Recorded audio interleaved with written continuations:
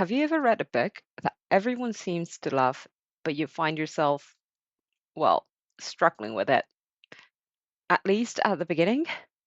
Not because the story is bad, but because you feel such a strong secondhand embarrassment for the characters that you almost want to look away.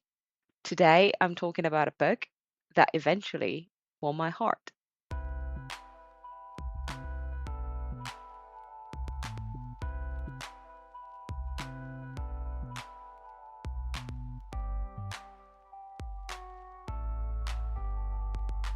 Welcome to Pages and Afters. My name is Lily.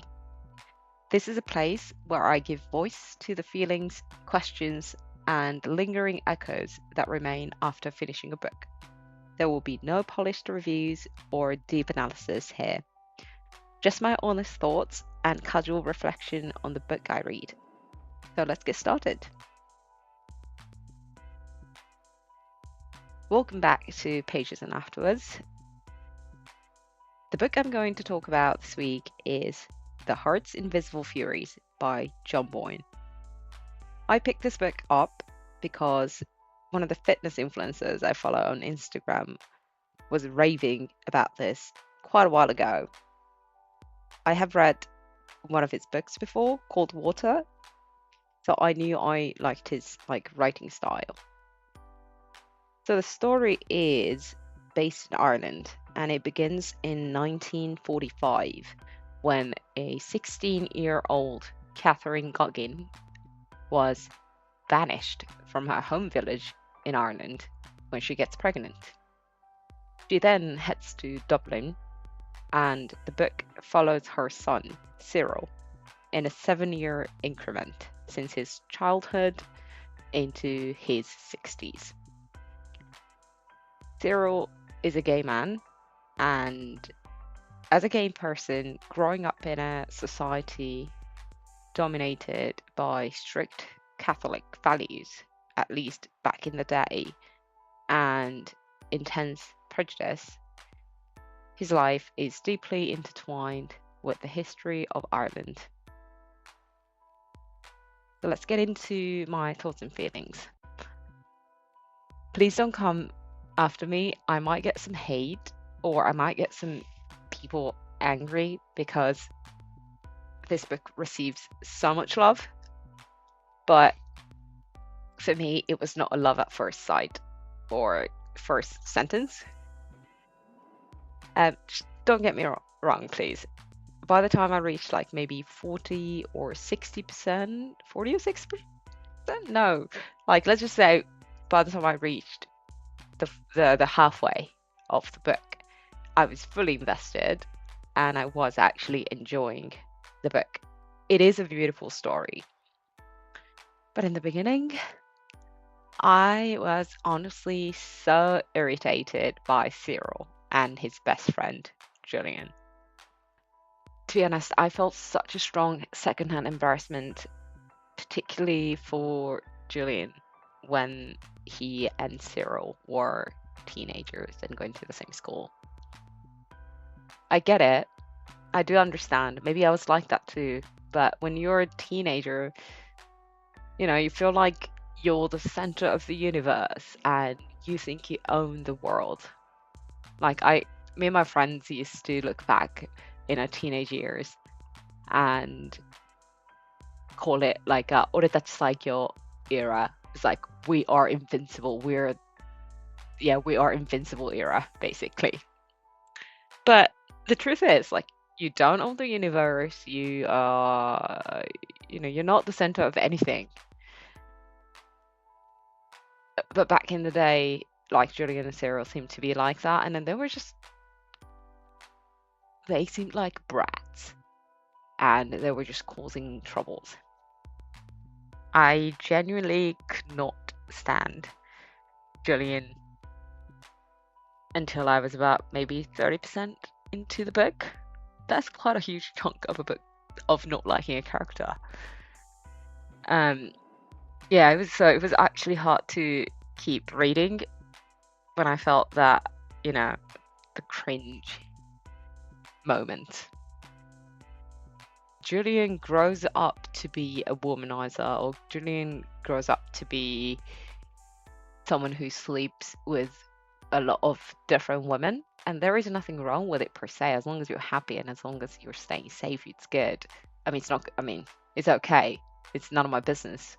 But the way he obsessed over sex and the other 50% of the population, aka women, that was like crazy.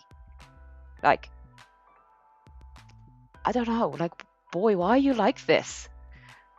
Like, he was talking about sex when he was like 7, and I can't wait to be old enough to have sex with lots of different people.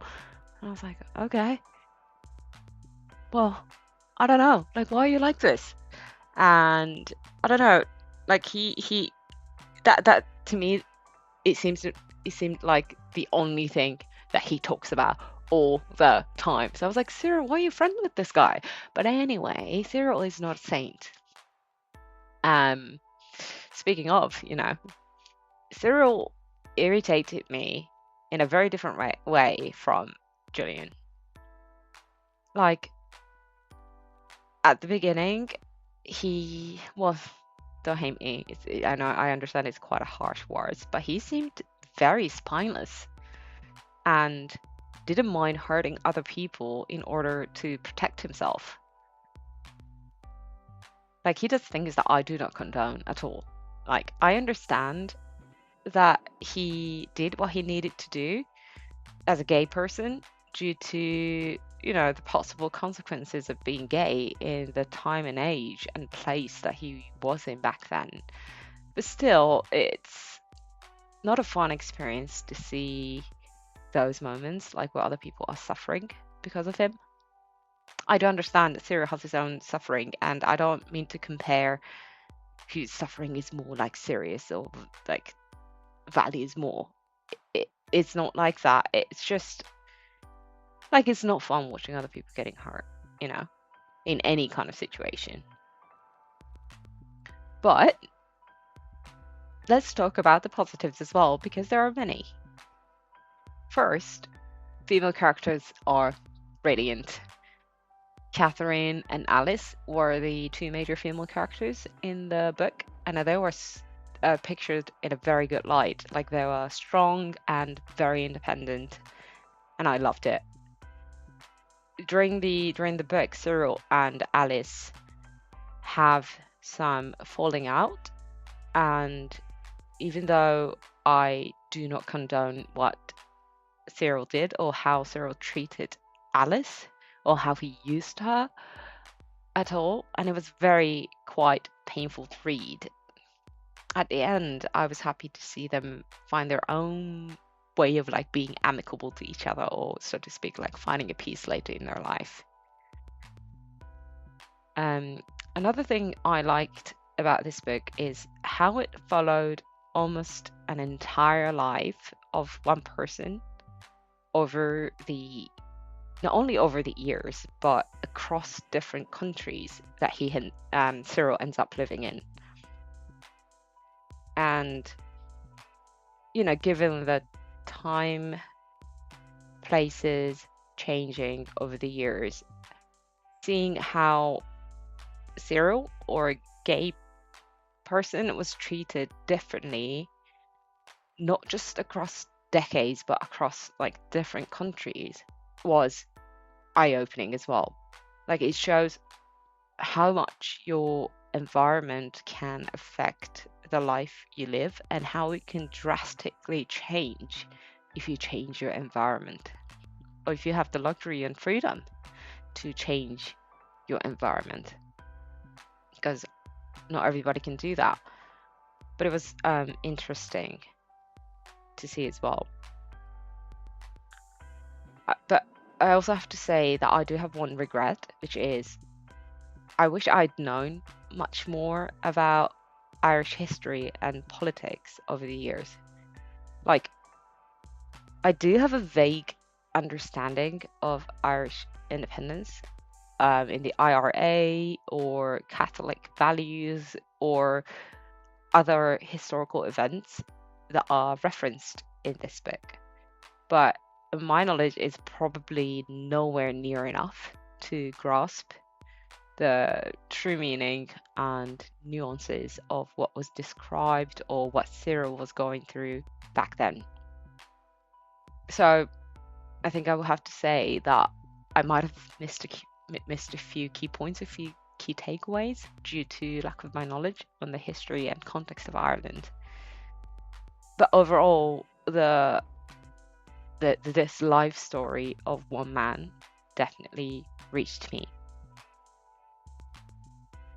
Yeah, so that's all I have to say today. It might be a bit of a short episode, but it's kind of funny how a book can start with cringe moment and end up making me almost teary.